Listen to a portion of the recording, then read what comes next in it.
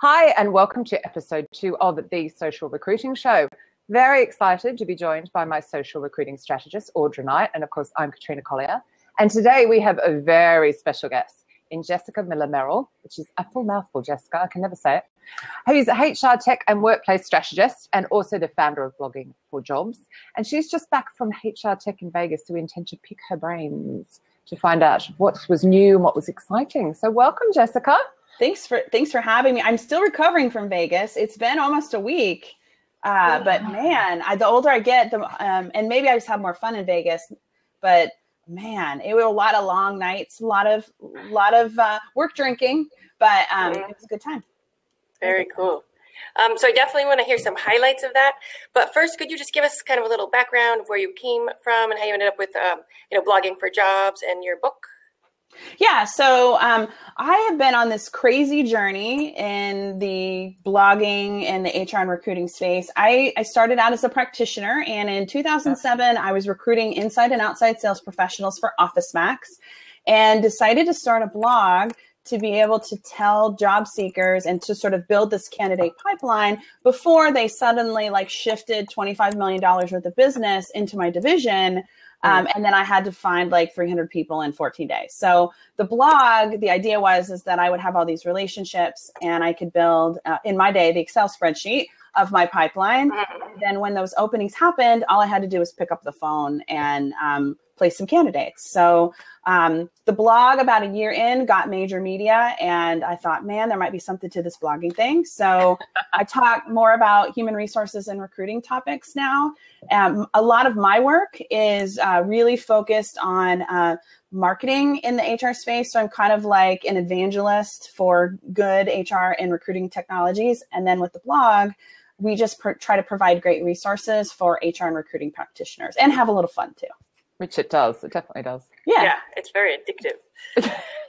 So back to HR tech. I'm sure we could do hours and hours of just talking about that, but is there just a few cool takeaways that you thought was neat about recruitment and the new technologies? So it was more of a circus this year than other years. Vegas. So there's over $811 million in investment in VC funding in 2015, the first half of 2015, that was just put into HR tech. So a lot of these startups and even folks who weren't necessarily exhibiting at the conference were sort of dressed up. There was a guy who was Papa Watsy, and he was like a pimp with the WOTC forums. It was ridiculous.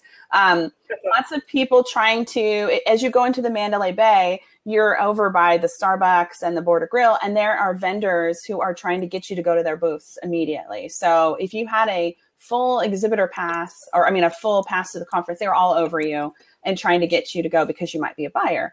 So it was a little bit more aggressive than in other years, but still fun. Nonetheless. What was the best swag you got? Oh my gosh, there was so much good swag this year. We picked up 3 different sets of earbuds, which I thought were really interesting. So not the mic kind, but if I ever run out of earbuds, Pink? They were slightly smaller. Lots of good cards. There was a Vespa over at the Paycom booth that I was excited about. Yeah, I didn't win. You had to gamble. You had to pull the slot machine to win. So my favorite drink, so speaking of work drinking and networking, the Broadbean guys had, as always, they have an amazing booth, and it was a jungle theme. And so they had jungle juice. Wow. Oh. And so it came in a pineapple cup, a little pineapple plastic cup. So I was walking the expo floor kind of with my Slurpee, going and demoing while I was drinking, courtesy of Broadbean. So quite appropriately, Kristen down here is going on about, it's really good seeing HR people having fun. Sounds like you were definitely having fun. Yeah. So that's the funny thing about HR. In the corporate world, we're all sort of what I refer to butt puckering HR ladies. So we're the keepers. Sorry. Are you going to can you demonstrate that? Hashtag. Something like that. Let me give you some kudos for that. Yeah. Well, we're the policy police. We're the people. It's unfortunate. We have to do layoffs, terminations. It's uncomfortable conversations. So because of that, we don't really have a lot of friends at work. So when we do go to a work conference or are among peers, we'd like to have a good time. And frankly, HR folks, and I'm biased because I consider myself an HR lady. We are some of the funnest people, and nobody knows that we're fun. So it's like this little secret among friends. Yeah, it's crazy, isn't it? So looking at the screenshot, you're funny. Yeah. But I'm curious, did you get any of those cards against HR?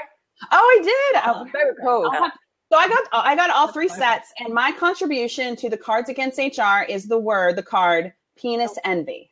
I know this is such an inappropriate show. Because I feel like HR tech completely appropriate. It's a contest. Who has the biggest booth? Who has the best swag? Who has the best drinks? Oh, my HR tech's so great. So I was really surprised that higher review kept my contribution. I love it. They did. So yeah, that was really successful for them. That was one of my favorites too, and it was secret for the first couple of weeks. It's amazing. I am going to bring you back. Sorry, Christina or Kristen. You're in tears. I apologize. You got the screenshot. Someone did. So. More appropriately, bringing you back on track, much as that's quite fascinating. So my big thing about HR tech, and I mean, I'm probably looking at it from very much from a recruitment point of view and that applicant tracking system. I go to deliver training to clients, and the first thing I say is, but your applicant tracking system, 1, doesn't give links, and 2, isn't mobile optimized.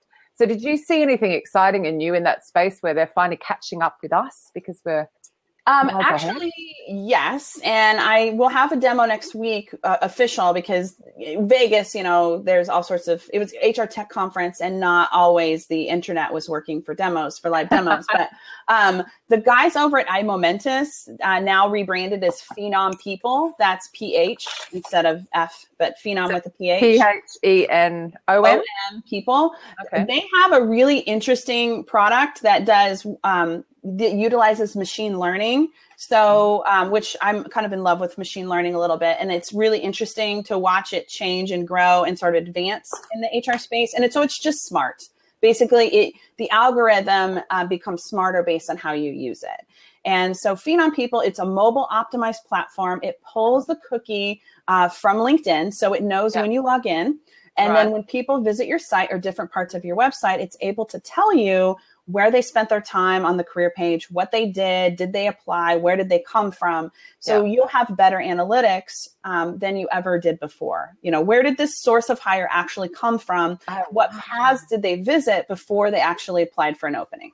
Oh, that's really cool because no one's doing that. It's mobile enabled, which I really love.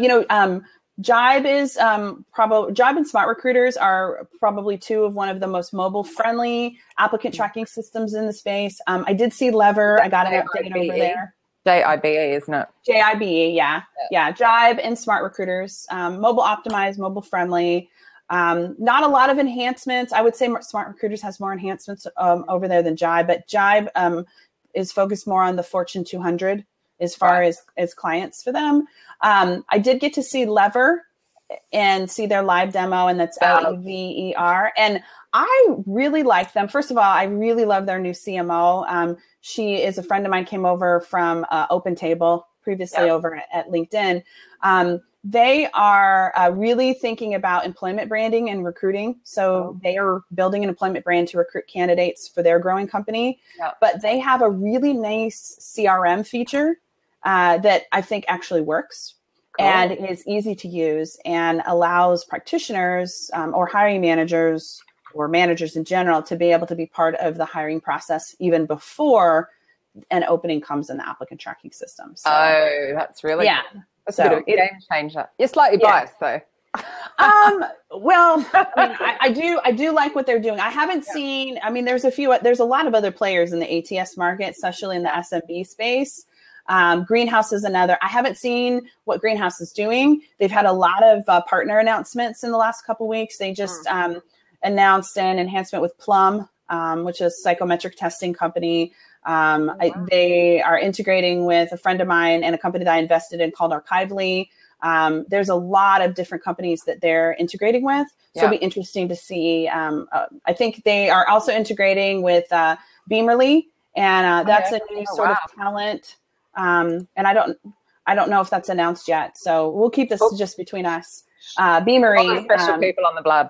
Yeah, but they're a UK based company. They do a lot of talent networks and stuff. And their content marketing is phenomenal over there. I just love what they do. So yeah, love their blog. Yeah. Very good. Very good. What do you think about like talent acquisition people who are sometimes thinking they don't want a mobile apply because they don't want all these crazy people applying with one button? Well, I would say that you're missing out on really great people that are not lazy, but have lots of options. Right. So maybe you need to make the application process easy and then use some machine learning algorithms or some sort of qualifying technology to see if that person can be matched for the job. And then have your sourcers maybe work on that side of the business, like accept everybody and then have your sourcers source and match instead of spending all this time on the front end. I think sourcing is great and it's a process that's much needed in the space. However, when you don't open up your application process and you make it so hard, like 45 minutes, you are limiting the pool. It's only the people that want to spend 45 minutes. And those are probably people who have lots of time, maybe not working, or just like agony. And those aren't necessarily always your best people and the most qualified for the roles that you have open. And it's also that thing now where we send an email and hopefully you're timing your email so it comes through really early in the morning. So people are rolling over and they're reading it on their mobile phone. They need to be able to apply there and then let alone the social side where the majority of us use Facebook and Twitter, et cetera, on our mobiles. So, well, and I also think completely. We have to think about too, like right now, what time is it for you? 2:00? 2:15. So it's 2:15 where Katrina is. It is 9 a.m. Central Time for me. So the time zone is completely different. So if you don't have your applicant tracking system or your messaging, thinking about those type of things, specifically time zones. And I don't know very many ATSs that ask, what time zone are you in? So I'm pretty sure that our messaging is all jacked up. So we're not getting the highest percentage of response rate read rate that we possibly could. Because those features just aren't in most applicant tracking systems, if any. Although I think that's coming. There's more and more sort of marketing technologies where we are looking at the functions more like we would do in content marketing or our drip marketing campaigns with like a HubSpot or a Marketo or those type of things. Yeah. Ross has said here, love him. He's giving all these kudos to us all. It doesn't have to be all or nothing. It can be a much easier process that can still be more than one click. I agree. Yeah. But one click sounds so good though. Like it's like one click, it's shocking. Like, oh my God, then everybody will apply and I'll have millions of candidates that I don't want, but maybe in 6 months or a year, who knows, they could be qualified for your role. So I had a lot of fun, all the conferences I've been speaking at, actually getting people to pull out their mobile phones and apply for a job and watching their faces as they freaked out that they couldn't do it. And I have to give a hat tip to Steve Ehrlich at AIA. I stole it off him. But it's just so cool watching their faces because they're just like, oh, but we can't. Like there were very few people that could do that. They need to. They should be. And I mean, granted, it's hard, right, to remember to think from the candidate's point of view. Yeah. I like to do kind of a mystery shopping. And when I was in corporate in my many HR roles, one of the responsibilities I had was the joy of managing the corporate mystery shopping process for a retail chain. Yeah. And so I tried to think about that point of view for recruiters. They should be looking at what their candidates are doing. They don't necessarily have to have some 100-word question survey. They can simply go and apply like a candidate using, like what you were suggesting, a mobile device and go to their competitors. Who are they losing talent from? And apply to that process and see what they're doing, because it could be just a really great recruiter, which likely it probably is somebody on the phone, good referral platform system, but it could be just the process is better in terms of how they take care of their candidates. I have, though, and I will say it's risky. When you ask people to do that, there is a chance that you will lose them to the competition. And one of my very best HR coordinators ended up applying as a mystery shopping person and ended up over as the head of HR at a company that was moving into a geographic area. So it does not come without risk. It does not come without risk. Yeah, but I mean, I've had that happen. I was teaching a whole load of MDs how to present themselves on LinkedIn. It was a very odd little gig. And one of them turned on me at the end and was like, it's your fault my staff are being poached. And it was like, well, really, look after them then. Because if you look after them, they'll stay. She needed a new challenge, and it worked for her and her family. Yeah. So I was very excited for her. But that's sometimes the risk that you want. I'd rather know what their hiring process is like, how many interviews they have, what are their benefits processes and perks that they offer, so that I can build a marketing campaign or a communication campaign to combat that. Especially when you're working on like a micro level. A lot of my HR work early on was focused in retail. And so I had multiple locations. So if a new store came open down the street from me that was hiring for 250 people, that was that could be really detrimental to me, and I could lose a lot of really good staff. So I always had to be on the up and up about what was going on so that I could combat like the new Walmart, were our part-time benefits better than theirs, and be prepared for those type of things. Makes sense. I think a lot of companies don't even like Google themselves, like to see if you put in like your company and jobs, does like Indeed come up, does Glassdoor, or hopefully, your sites first. But I mean, that's just even a good start to see, because the seeker's going to go there first. Because it's so hard to beat Indeed. I mean, they're like a freaking machine, and now they have all these great recruiters and sourcers and employment branding people that they're Brian Cheney. And Steve Levy, the best. Yeah. So they're poaching the best out of the industry. And that's good for them on a couple different levels. Like they have great talent, but then they have great thought leaders who now work for a HR technology. So every time that person is invited to speak at a conference or on a blab or a webinar or a Twitter chat, they're representing the brand. And, that's unrealized revenue and opportunity right there. But I mean, even though just Audra's point, Indeed are big here in the UK and they're big in the US, but not so much in Europe and not so much in Australia. So it's still worth the companies, just in case we've got people from all over. So don't give up. There are some technologies right now in the space that are startup tech that are ranking higher than Indeed. And one of them, and they just had a funding announcement. It's a company called Life Guides. And they're in the startup Pavilion. Life Guides, lifeguides.me. They're in Startup Pavilion at HR Tech. And I've been talking to Phil. He's from MIT, Harvard, graduated from the MBA program. And so he's created this profile page for companies to be able to allow their employees to talk about their experiences at the company. And their SEO ranking is, I don't know what he's doing, but it's ridiculous. And so right now they are higher, ranking higher than Indeed. So that could be your secret weapon. Go over and check out. Tell Phil I said hi. So he's good people. Lifeguides.me. Yeah, lifeguides.me. Yeah, I've been writing it down the side. Yeah. I talked over you, Audra. Sorry. That's okay. I was saying you just did a podcast with him. I just heard it. It was a good one. Oh, yeah. I hadn't met him before. But a lot of people, because of the blog content and my talking and stuff, will reach out to me and say, hey, we want to talk to you about our HR tech company. And he was very early on and trying to understand the space. So I like doing that. Sometimes it's hard to balance how much time you spend on those because he's not somebody I'm working with right now. I like what they're doing. That's interesting. But maybe we'll work together somewhere along down the line. So you take a lot of those calls. Analysts do that too. They'll talk to tech startups, companies that are just getting started all the time, just to hear what's happening. So it's kind of fun. I have a couple in my email inbox now. There's some sort of babysitting company that just reached out to me. They want to get into the background check space for employers, which is a really competitive market. So I don't know. Did you guys hear that eHarmony is now doing their own version of LinkedIn?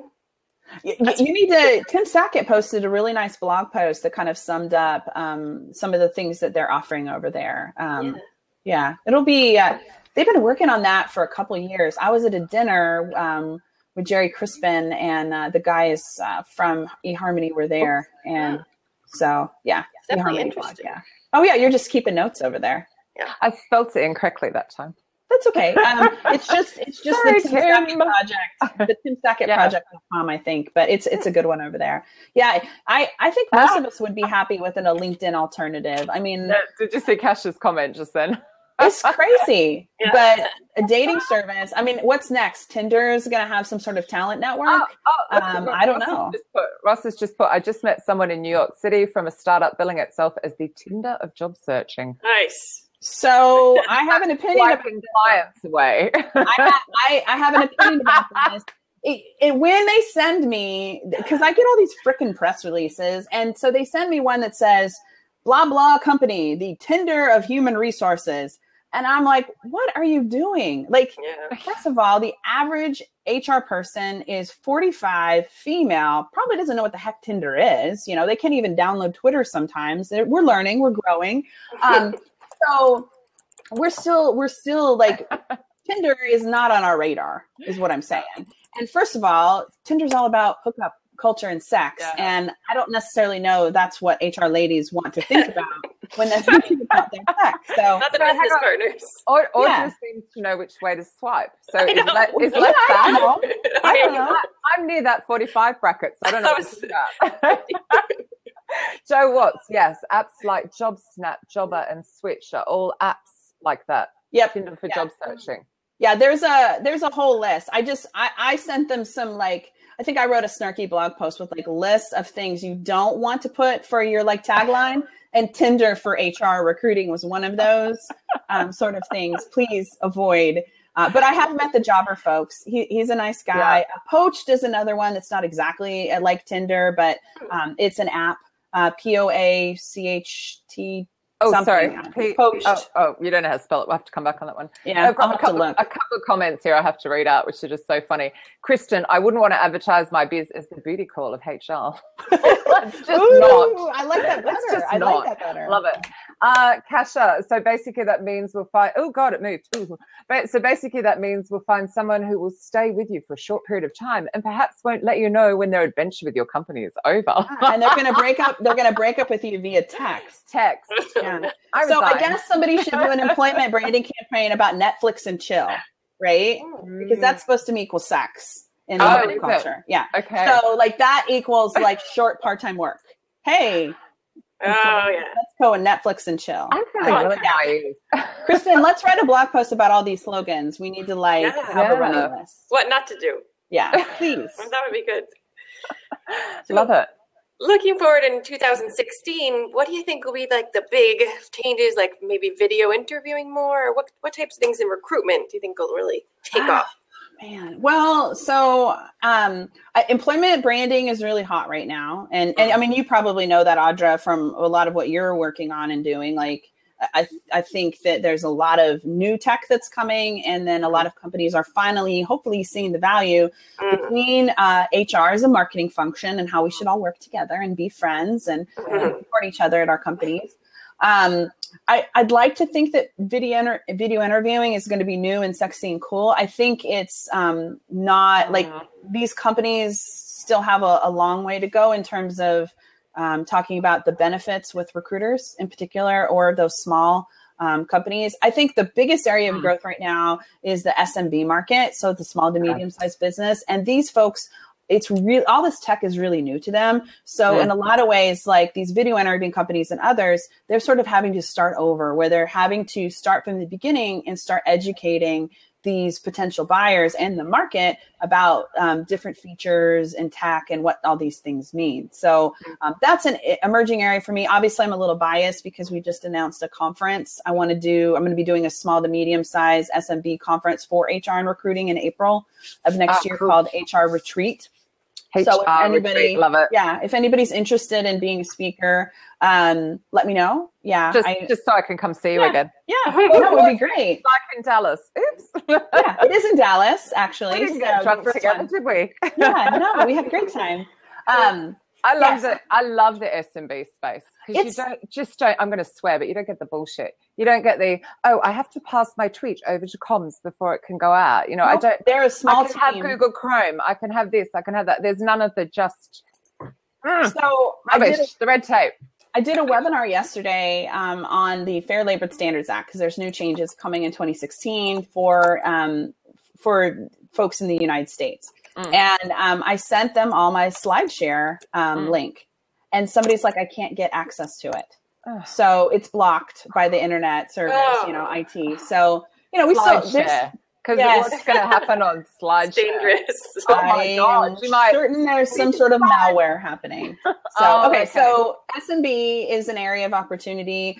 Yeah. I see employment branding, the machine learning space. I'll mention it again. There's a lot of interesting stuff happening in that. I've seen some referral platforms that are machine learning based that are doing some stuff with Saba has a really nice machine learning technology and training program. It's interesting to see how all these things are being used. Can you spell Saba? SABA. Yeah, they're a California-based tech company. They have a suite of products, but they started in the learning management space and sort of grew out from there. Oh, good. Well, Jose, how am I writing? Come on over. Yay! Look forward to hearing more about it. Yeah. So I think also the other thing I see that's going to happen, I don't know whether tech can help this, but my big thing is, so what, you can find people online, but now the world has got so noisy because of tech, you can't get people to reply. I think that's going to be a huge problem next year as well. So hence the employer branding is going to be so important because you've got to look like somebody worth talking to, but from a personal point of view as well. Sure. Well, and that's scary for a lot of people in our space. It's personal branding, and I get that a lot because what happens when you as a person outweigh your corporate brand? So suddenly you're in demand, you want to be speaking, and then people have a really hard time, decision makers, business leaders, what's this person's in demand. It's the brand is supposed to be leading, not the other. No more stock photos. No more stock photos that are just really aren't a true representation of your company. I am really thinking about just hiring so we use stock photos on the blog and it kills me. I'm thinking about moving all my stock photo budget that we've been using to just a freelance photographer and just say, look, here's what we sometimes have on our site. Can you just make stuff? And then we make our own photography library that will be original to us. Awesome. I don't know. We'll see. Guys, even just taking an Instagram snap and running it through a filter and then adding some apps and you can add stuff over the top. It's kind of like a no-brainer. Plus, there's 400 million people over there to go and engage with. So, I think the one tricky part is going on here. There we go. The one tricky part for big companies is they want to use pictures of their employees for content, which is fantastic.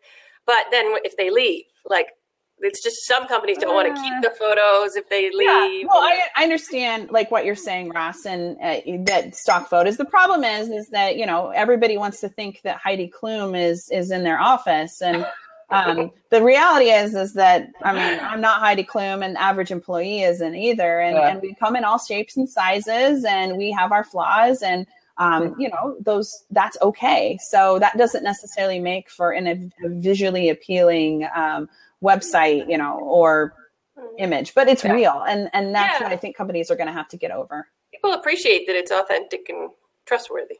Yeah. Actually, some good comments on the side here, besides no more stock photos, but actually just things like there'll be somebody in your company who's probably got a camera and loves photography. You can take advantage of those people.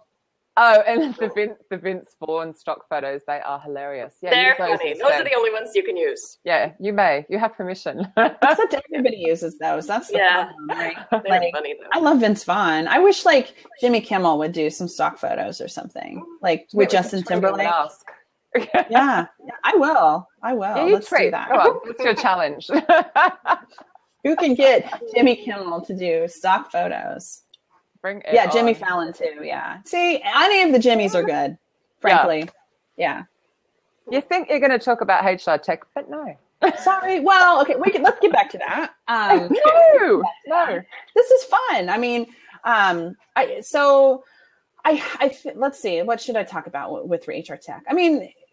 There's a million companies, not a million, but there's several thousand HR tech companies at HR tech who are trying to all vie for your time. And it's so hard to decide who to choose. And you have all these great parties to go to, and then the random conversations on the sidelines. And then pretty soon it's 5:00 in the morning and you're like, oh my God, I just spent the whole night having all these great conversations and I have to go to sessions in the morning. So, I'm sure that the folks coming back from the HR Tech Europe are having a similar challenge in trying to decide who to spend their time with. So I think that I think that consultants are going to become more important than ever, or to help sort of give people options, because there are, maybe 115, I don't know for certain, ATSs out there. So how do you decide to ask for RFP for 4? And so working with consultants is going to help folks be able to make smarter choices and use their time wisely. So if you were flipping it around the other way and you were giving advice to a HR tech company, how would you advise them to stand out, to get your attention in all that noise? It's really hard right now. And I will even say, like, for us on the blog, like, I am so happy that HR tech is in the spotlight. We have all this venture money coming in, like, things are hopping. Hiring is a priority. And so we're really focused on quality and then retention. But online content needs to be on point. And so gone are the days right now of just writing a bunch of crap and throwing it out there and it getting picked up on LinkedIn. You have to put out good content and meaningful resources and information. And so I think that if somebody wants to get noticed online or in person, they need to provide good, meaningful resources for their audience. So figure out what are those things that are keeping them up at night or causing them to drink or go to happy hour on Thursdays, and provide resources to solve those problems. That doesn't necessarily mean it's their technology, but just a downloadable or a webinar or a white paper, something, a series of blog posts, and let HR folks and recruiting folks share those resources with one another. And I do believe that people will come to you as long as your product is as good as those resources that you've been providing. Yeah, I agree. I think Miller-Merrell does a good job with their. Yeah, there's some really good ones out there. I mean, if you ever wanted to, and if you're a SURE member, if not, just join, and get your free tote bag, and then go to the HR Tech or HR Talk forum. There is a forum it's an old school forum. It is quite entertaining and very sad, frankly. It's anonymous, so you can be anybody you want to be. So it's kind of like the Reddit of HR a little bit. But if you ever wanted to know what is happening in the HR space, the HR Talk forums are the place that you should go. And you'll be able to see what's happening. It's not a friendly place. Anytime I go over there, I get flambéed a little bit because they're like, we need help hiring somebody with disabilities. Where do we go to find them? And then I say, oh, here's a great resource for you. Go to this link. And then somebody's like, quit promoting your blog. And I'm like, it's not even my blog, people. I'm just providing resources for people. So it's have a bit of a thick skin while you're over there. Yes. You need to be prepared. So if you ask for I need a template to be able to ask interview questions, go over there and ask that question, and then be prepared to get all this hate from these people. So it's a good place for learning. Vendors should join SHRM just to go. There's a lot of benefits to SHRM, but go there just to read the forums. That's going to help you get a lot of really good information about the space. Another thing for vendors, please go and sit with a practitioner, especially marketers or product people. Go sit with a practitioner in their office for 2 or 3 days. And just see what their life is like. That will give you a lot of insights into how they should be sold, what kind of products they like, how they like to be engaged. It'll also give you an indication of how many emails that we're actually receiving saying, hey, sign up for our demo and win an iPad. So it'll give you some insights into that. Yeah. Oh, I just wanted to reach out and sell you something. And there's some of them are getting pretty mean. It's like, you haven't responded to my email. What is wrong with you? That's not very polite. And I don't work for anybody. I work for myself. So I have been known to, if my assistant doesn't get to it, I will send obscenities back when they say those kind of things. So I get that all the time as well. So and crazy. It's all about them. There is I'm reading it going, like everybody does, what's in it for me? And I'm just reading it going, no, I don't even understand why you sent me this message. So such a waste of my time. I know I've worked with HR tech companies who were looking at the numbers and they're saying, okay, if I buy an email list of 300,000 people, and the open rate is 1%, let's just say, and I know I'm going to convert of that 1%, 20% of those people, that is enough for them to justify the purchase of said list. It's also a great way to get you flagged as spam and get your website shut down, which I know that's happened to several HR tech companies. And no one can send email for 24 hours because you're scrambling trying to fix the problem. So I understand that an email list is an easy play. If you're going to do an email list, rent an email list from a reputable source like an ERE or me or some of these other guys out there. And instead of just buying a list from some random person who emails you with a great price. That's not the way to build relationships in this industry. Kasha's written here, someone asked me yesterday what kind of message I'd respond to positively. I love that they were trying. That's good. I mean, I might give them a 30-minute phone call for doing that. I mean, I wrote a blog post on the Workology site that I will just send to content marketers who copy and paste our stuff. So like, and Katrina knows, because this has happened more than a few times over on Blogging for Jobs, is people will pull our full feed of our blog post that Katrina or somebody else has spent an hour or an hour and a half or 2 hours or whatever writing. And then they steal it and put it on their website. Yeah. So I wrote a blog post after a number of very reputable companies in the space, I won't mention their names, kept stealing our stuff. And it just pissed me off. So instead of shaming them, I decided I would just come up with a resource and I would just email them politely. And then if they don't respond, then I would do the takedown request. And it's just like 7 ways to quit stealing our blonde content. So I think that email is similarly like, let's look at it like maybe I should put together an email that says, hey, thanks for your email. Here's some suggestions to make people want to be able to buy because, or at least get to know you, because obviously the number of emails that we're getting is only going to increase because there's so much money and opportunity in the space right now. Exactly. What do you recommend for like a good subject that people open? So we have a newsletter over on Blogging for Jobs. And so I like to do a lot of webinars. So we had a webinar this week on the Fair Labor Standards Act. We have one in 2 weeks on sourcing, and that's going to be fun. It's the sourcing throwdown. So I have like 2 sourcers going at it, recommending different products and like techniques. It'll be fun. Old school versus new school.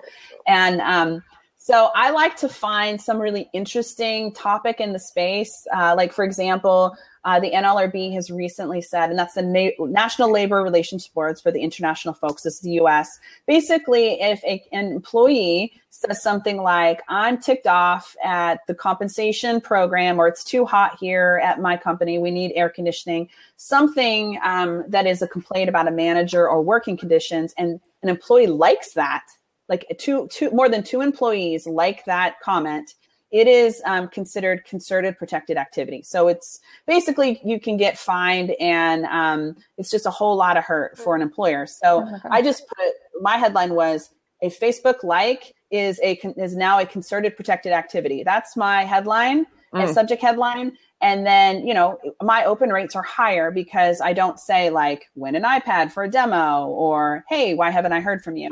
I try to pick something that is different than all the vendor pitches that makes the open rate, happen. And of course, I also cultivate a lot of content. So every week on the newsletter, we put out 11 different resources for practitioners that they can go, not necessarily just my blog, but other places they can go to get good resources and insights into the space. So you're paying it forward, quite simply. Well, I'd rather them read somebody else's blog and get what they need than mine, but I want to be the center of the universe to be able to provide good resources for those folks, because that's where the trust is built. That's where the relationships happen. And frankly, I remember what it was like to be the director of HR. I didn't have a lot of time. So if I had somebody who did the work for me and helped me select like good content, good resources, I love that person forever. Like I would do anything for that person. One of my favorite email newsletters that has absolutely nothing to do with HR, but it's just entertaining and it's a good example, is something called the Daily Skim. And that's SKIMM. And so basically they pull like from, yes, the Daily Skim pulls from the internet, like, and specifically with like the Kardashians and different things happening in the media, like the celebrity space, and gives you a synopsis of what's happening. So you get the skim, and then you can choose through the email whether to click through to read that article.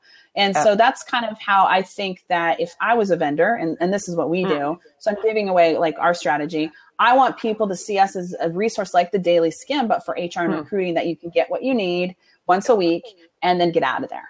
Yeah. So quit trying to sell your demo and your free iPad and give them the Skim. Like, give them what they need to be able to do good in their jobs and get out of there. Give them quick win, quick value. Agreed. Yeah. Awesome. So, should I wind us down, or do we have any other questions? Yeah, I think we're winding down. We're running out of time already, which is not good. Oh my gosh. There was a plug of the blog. But is there I just wanted to tell everyone how they can, get to your blog at Blogging for Jobs, and then your Workology podcast that I'm totally addicted to. I listen to it every day on the way home from work. Thank you. So just bloggingforjobs.com is the place to go for content. I post over on the podcast normally every Wednesday. And so either you can go on Blogging for Jobs. Yeah, the Workology podcast.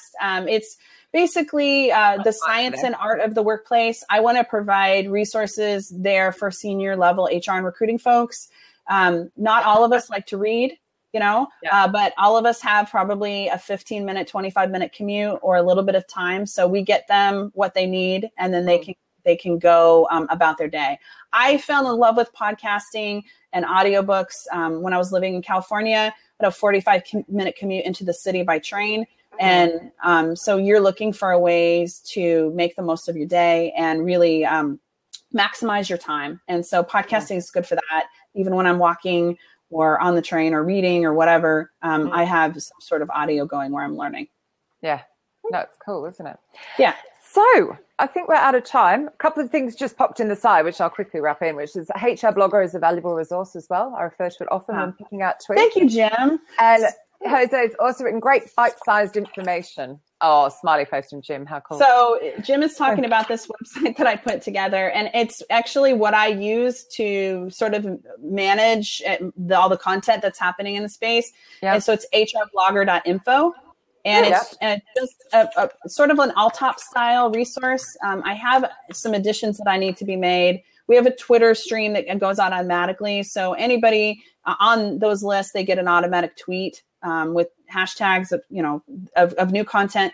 And then I go there on your list. Yeah, 2 or 3 times a week. Yeah, if you're not on there, let me know. Mostly practitioners, folks that are vendors or service providers normally pay to be featured on there. But that way I have a community, a place where those of us who are really committed to the industry and are practitioner focused in writing resources, we're there and we get kudos for what we do.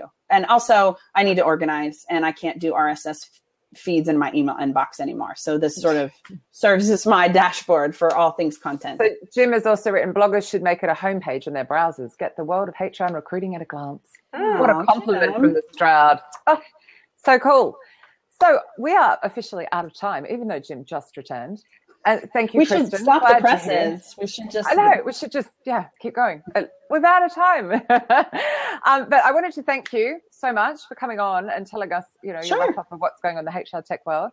Our next blab is in a fortnight. So it's on the 13th of November. And it's actually going to be one of my clients who's going to be talking all about HR in the public sector and social recruiting specifically, which is quite exciting. So thank you all again. Thank you for having me. You, Jessica. Yes, thanks so much, Jessica. Yeah, love Blab. I'm excited that you guys are part of the conversation on here. Awesome. Absolutely. See you soon.